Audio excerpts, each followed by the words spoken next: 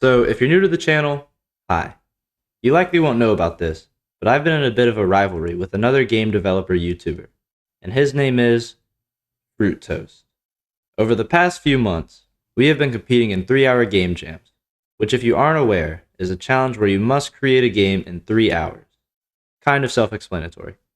Here is how the first 3 challenges have gone.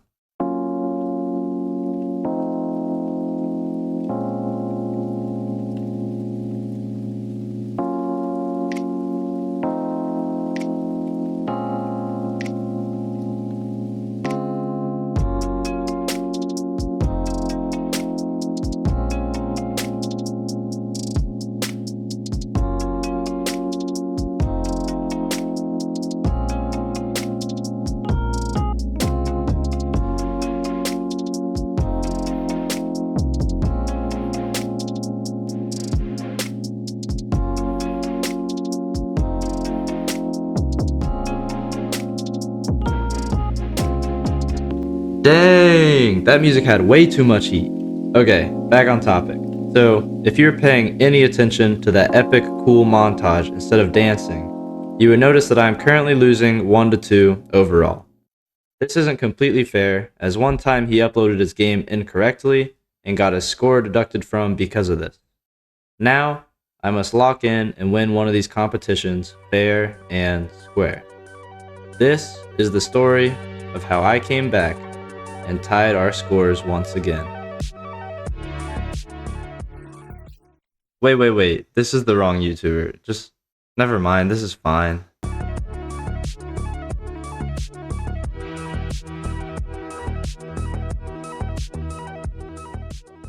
Okay, let me first explain the rivalry. Now, Fruit Toast and I typically compete together in a tri-jam, where whichever of the two of us place higher in wins the round. Let me briefly explain what a tri-jam is, in case some of you guys don't know what that is. Basically, once a week, there is a game jam where you only have 3 hours to work and submit a fully functioning game. With assets and gameplay loops, this becomes a very challenging task.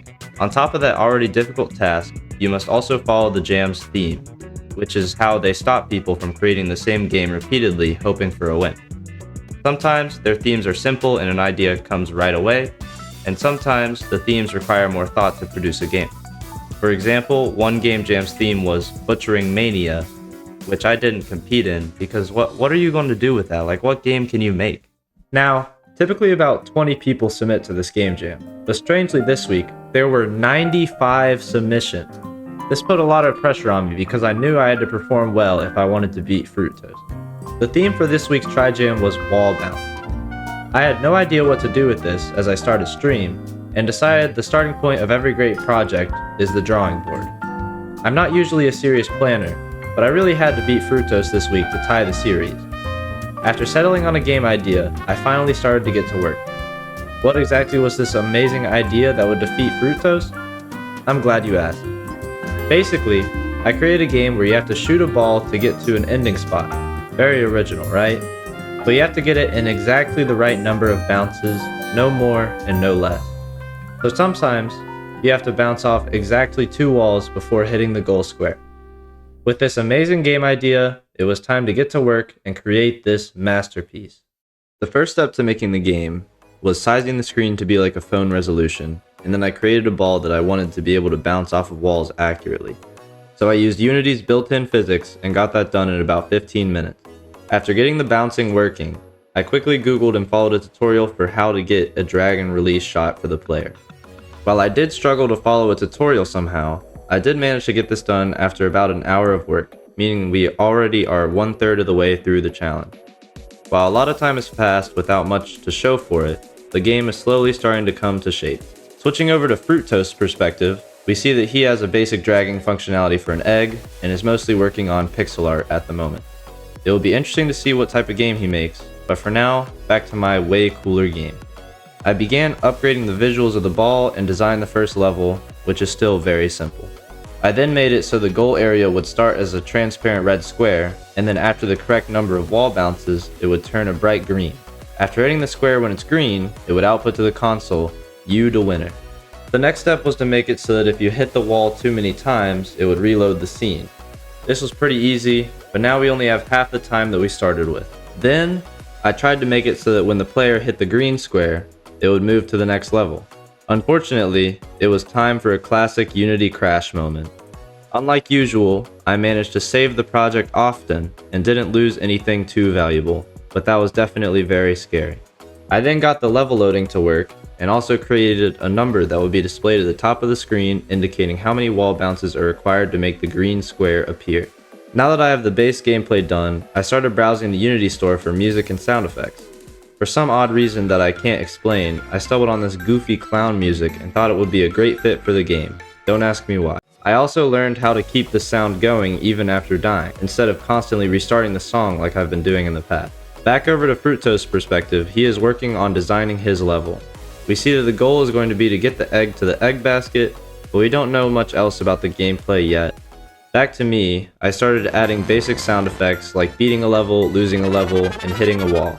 Unfortunately, the wall hit sound effect is barely able to be heard, but it's still there. I then created a main menu, ending screen, and 3 more levels as fast as I possibly could. Unfortunately, I didn't have much time for level design, so it's slightly underwhelming, but I'm still very happy with how my game turned out. Now that both Fruitoast and I have completed our games, it's time to look at the gameplay of both games.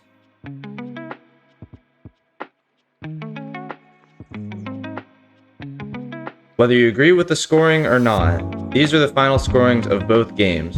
As you can see, mine was rated higher, so that is a certified Zenduck W.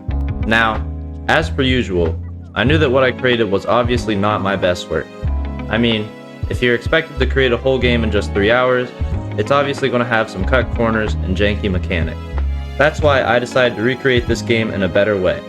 This is the part of the video where I wish I could show you this awesome game that I spent 20 hours on, but unfortunately my old computer was bugging out and I reset the system and forgot to back up the footage of the game.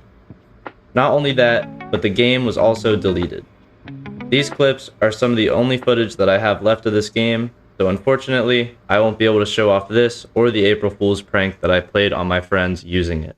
That's all I have for you today. So if you liked the video, make sure you like the video, and if you want to see how the rivalry between Fruitoast and I ends, make sure to subscribe so that you don't miss out on the next video. If you would like to join our online community, you can join my Discord in the link below, where I announce streams and build a community with my viewers. The link to the game is also in the description if you want to try it out for yourself. Thanks for watching, and I'll see you next time.